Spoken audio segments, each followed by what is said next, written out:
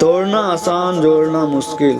एक समय की बात है जब दो भाई एक दूसरे के सामने ही पास वाले खेत में रहते थे और 40 साल तक बिना किसी झगड़े के वे मशीन बांटते थे, मजदूर खरीदते थे और जरूरत के अनुसार वस्तुएं भी खरीदते थे। उनके बीच लंबे सहयोग के बाद एक गलतफहमी हो गई और बहुत बड़ा झगड़ा भी हुआ।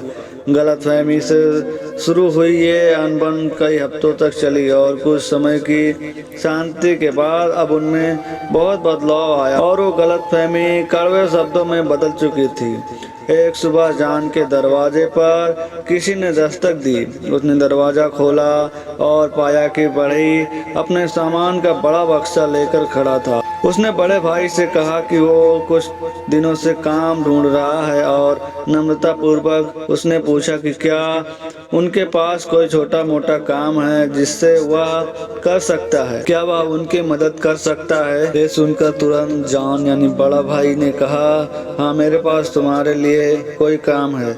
उस खेत में नाले के उस पार देखो, वहाँ पर मेरा पड़ोसी है, पड़ोसी नहीं बल्कि मेरा छोटा भाई है। कुछ हफ्ते पहले हमारे बीच नाले पर एक घास का ढेर था जो उसने बुलडोजर की मदद से हटा दिया क्योंकि छोटा भाई चाहता था कि वो वहाँ पुल बनाए।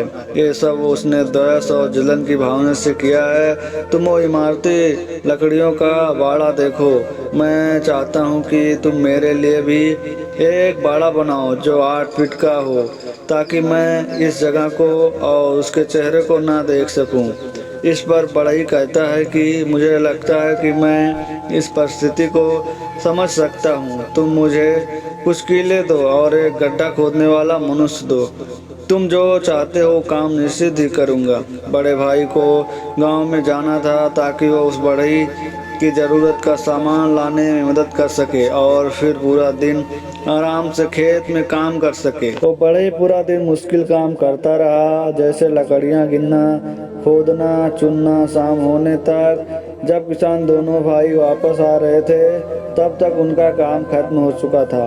उन दोनों भाइयों की आंखें खुली की खुली रह गईं क्योंकि वहाँ कोई बाड़ा नहीं था। वहाँ पर सिर्फ और सिर्फ एक पुल था जो नाले के दोनों तरफ फैला हुआ था। उसने संतोषजनक काम किया था।